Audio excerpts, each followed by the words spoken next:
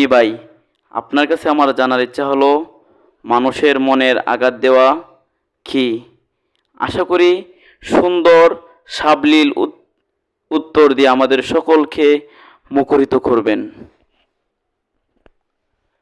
আসসালামু আলাইকুম।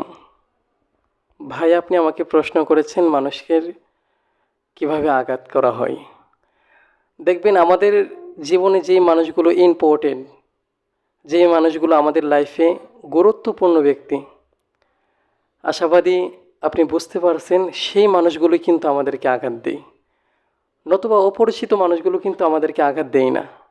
তাদের সাথে আমাদের কম কথা হয়, তাদের সাথে ওঠা বসা কম হয়। জীবন চলার পথে যাদেরকে আপনি বেশি সময় দিবেন, যাদের সাথে কথা বলতে বলতে অতিরিক্ত কথার মধ্যে চলে যাবেন, বিশ্বাস করেন সেই মানুষগুলো একদিন আপনাকে আঘাত দিবে।